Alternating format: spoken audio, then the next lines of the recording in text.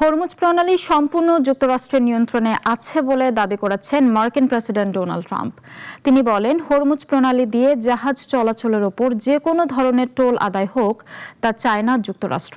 ইরানকে ইউরেনিয়াম রাখতে দেয়া হবে না বলেও জানান ট্রাম্প। মধ্যপ্রাচ্যের তেল পরিবহনের অন্যতম প্রধান রুট হরমুজ প্রণালী বন্ধ হয়ে যাওয়ার পর থেকে সেখানে বাণিজ্যিক জাহাজ চলাচল প্রায় পুরোপুরি স্থবির হয়ে পড়েছে। যুক্তরাষ্ট্র হরমুজ প্রণালী দিয়ে জাহাজ চলাচলের উপর যে কোনো ধরনের টোল আরোপের বিরোধিতা করেছেন মার্কিন প্রেসিডেন্ট ডোনাল্ড ট্রাম্প।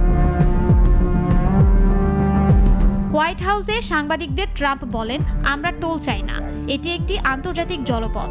জাহাজ চলাচলের উপর নিষেধাজ্ঞার কারণে ইরান বড় ধরনের আর্থিক ক্ষতির সম্মুখীন হচ্ছে। ট্রাম্প বলেছেন, হরমুজ প্রণালীতে সম্ভাব্য টোল নিয়ে ইরান ও ওমানের মধ্যে আলোচনার খবর যুক্তরাষ্ট্র পর্যবেক্ষণ করছে। এই কৌশলগত জলপথে সামুদ্রিক যান চলাচলের ওপর মার্কিন বাহিনীর সম্পূর্ণ নিয়ন্ত্রণ রয়েছে। ট্রাম্প আরও দাবি করেন যে যুক্তরাষ্ট্র এই অঞ্চলে একটি কার্যকর অবরোধ আরোপ করেছে। মার্কিন প্রেসিডেন্ট বলেন, আলোচনা চলছে, দেখা যাক কি হয়, কিন্তু আমরা যে কোনো উপায়ে এটা আদায় করবই। তারা পারমাণবিক অস্ত্র পাবে না। ট্রাম্প বলেন, আমরা উচ্চ সমৃদ্ধ ইউরেনিয়াম পাবো, আমরা তা পাবই।